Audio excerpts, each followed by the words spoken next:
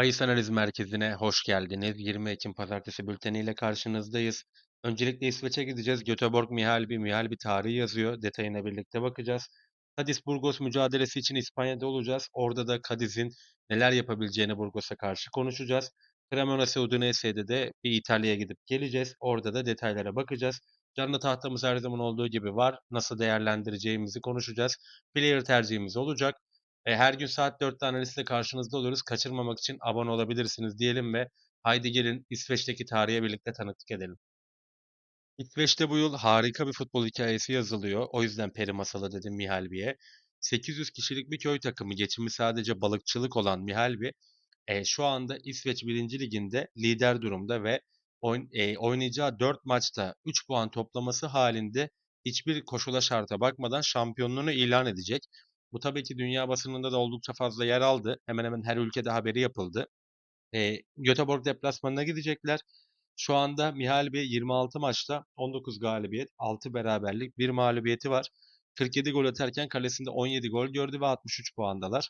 Göteborg cephesinde ise şu anda 6. konumdalar. 14 galibiyet, 2 beraberlik, 10 mağlubiyetleri var. 36 gol atarken 31 gol yediler. Toplamda 44 puanı var.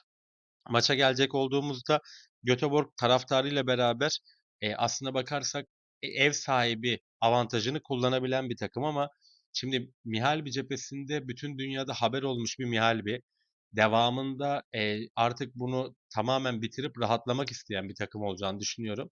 O yüzden motivasyonları yüksek bir maç bekliyorum Mihalbi'den. Evet, Göteborg'u içeride yenmeleri belki biraz zor olabilir ama en azından minimum bir gol atacağını düşünüyorum. Benim bu maç özelindeki ana tercihim Miali'nin bir gol atacağı yönünde. Oyunu kilitledikleri zaman da 1-0 maçları kazanabiliyorlar. Burada da bu değerlendirilebilir. Yani risk isteyenler Mihail bir galibiyeti, garanticiler için ise benim ana tercihim deplasmanın bir gol atacağı yönünde olacak. Hadi gelin bu peri masalından İspanya semalarına gidelim ve Cadiz Burgos maçına bakalım. Oldukça kısır bir lig olan İspanya 2'den Cadiz Burgos mücadelesini inceleyeceğiz. Şimdi Cadiz şu anda ligde oynadığı 9 maçta 5 galibiyet, 3 beraberlik, bir mağlubiyeti var. 10 gol atarken kalesinde 6 gol gördü. Toplamda 18 puanla lider durumda. Arkasından Deportivo ve Santander geliyor. Burgos cephesine baktığımızda ise dengeli bir Burgos var. 9 maçta 3 galibiyet, 3 beraberlik, 3 mağlubiyet alırken 13 gol attılar ve kalesinde 10 gol gördü. Yani 9 maçta toplamda 10 gol gören bir Burgos var kalesinde. Şimdi bu lig genel olarak alt görünen ama bazı maçlarda gollü maçlar geçebilen bir lig ve bu yüzden de aslında açılan oranları riski minimize ettiğinizde para kazandıran bir lig diye düşünüyorum. Ben bu yıl özellikle Racing Santander'den ve Almeyra'dan çok ciddi paralar kazandım. Siz de bu iki takımı ayrıca takip edebilirsiniz. Buna da bir dipnot vermiş olayım. Benim bu maç özelindeki ana ve tek tercihim, yani gene kısır bir maç bekliyorum. Çünkü Cadiz de Burgos da elinden geldiğince oyunu kapatmaya çalışan takımlar. Ama burada Cadiz gene de iç saha avantajıyla birlikte, çünkü iç sahada oynadığı 5 maçın 4'ünü kazanan, bir beraberliği olan namağlup bir Cadiz var. 5 gol atarken 5 maçta kalesinde sadece bir gol gördü. O yüzden iç saha avantajını ben Cadiz'in kullanacağını düşünüyorum. Ve gene de hani Cadiz La Liga'ya çıkan, daha sonra düşen, yani inip çıkan bir takım. Biraz asansör bir takım. Gene de burada bir kalite farkı oluşacağını düşünüyorum Burgos'a karşı. Bu maç özelindeki benim ana tercihim Cadiz'in bir gol atacağı yönünde. Ha, Burgos tarafından gol bekliyor muyum? Beklemiyorum. Yani alternatif ve oran yükseltmek isteyenler Cadiz'in galibiyetini alabilir. Daha da yükseltmek isteyenler Cadiz galibiyeti ve 2,5 altını değerlendirebilir. Ama ben burada ana tercih olarak benim için yeterli, Şampiyonlar Ligi öncesinde Cadiz'in bir gol atacağını düşünüyorum. Her gün saat 4'te analizle karşınızda oluyoruz. Kaçırmamak için kanala abone olup bildirimleri açabilirsiniz. Bir beğeni bırakırsanız da çok mutlu oluruz diyelim ve hadi gelin İspanya'dan yakın bölgelerden biri olan İtalya'ya gidelim ve Cremonese Udinese'ye bakalım. İtalya'nın orta sıra mücadelesinde Cremonese Udinese'yi ağırlayacak. İkisi de dalgalı form durumları olan takımlar. Öncelikle bir güncel durumlarına bakalım. Cremonese 10. sırada, 6 maçta 2 galibiyet, 3 beraberlik, bir mağlubiyetleri var. 7 gol atarken kalelerinde 8 gol gördüler. Udinese'nin de benzer bir performansı var. Yani 6 maçta 2 galibiyet, 2 beraberlik, 2 mağlubiyetleri var. 6 gol atarken 9 gol gördüler. Sezon girişlerine baktığımızda ikisi de aslında sürpriz maçlara imza attılar. Udinese Inter'i Giuseppe Meazza'da yendi 2-1 ile.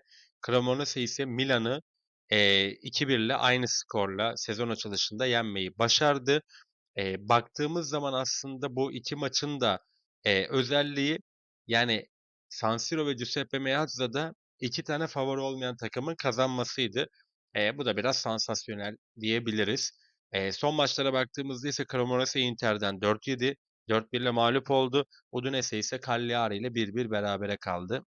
Şimdi dalgalı form durumu olan takımlarda, her maç bir reaksiyon gözüyle bakılır.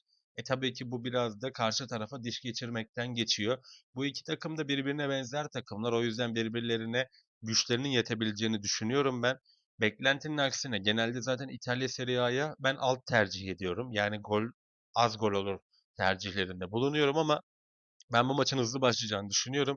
İki takım da reaksiyon göstermek isteyecektir. O yüzden çok rolantide bir oyun beklemiyorum. Benim buradaki ana tercihim güzel oranıyla ilk yarı 0.5 üstü yönünde olacak. Çünkü beklenti zaten burada maçın alta gideceği yönünde. Yani herkes bu maçtan 2.5 alt, ilk yarı 0.5 alt, ilk yarı 0 gibi bir tercih bekliyor. Benim buradaki ana ve tek tercihim ilk yarıdan minimum bir gol sesi duyacağımız yönünde olacaktır. Haydi gelin bir de canlı tahtamız ve player tercihlerimize bakalım. Canlı tahtamıza baktığımızda biraz daha Orta Doğu'dayız. Al Şort'a Al İhtiyat mücadelesinde Al İhtiyat'ın golünü takip edeceğiz. Al Ahly Al Garafa mücadelesinde hem ilk yarı golünü hem de dakika 60-65'ten sonrasında bir golünü değerlendireceğiz. West Ham Brentford'da ise karşılıklı gol var bekliyorum ama canlıdan değerlendirmek daha makul geliyor bana. Burada da dakika 10'dan sonrasında ilk yarı bir gol, dakika gene 50-60'tan sonrasında da bir gol değerlendireceğiz istatistiğe göre. Player tercihimizde ise Al Ahly Al Garafa mücadelesinde çok formda olan Ivan Toney'nin bir gol atacağını düşünüyorum. Her gün saat 4'te Analis'te karşınızda oluyoruz. Yarın yine kendi saatimizde bir sonraki günü bülteniyle karşınızda olacağız. Şampiyonlar Ligi bültenimiz olacak. Kaçırmamak için abone olabilirsiniz. Beğeni bırakırsanız da mutlu oluruz diyelim ve yarın saat 4'te buluşana kadar çok güzel günler dileyelim.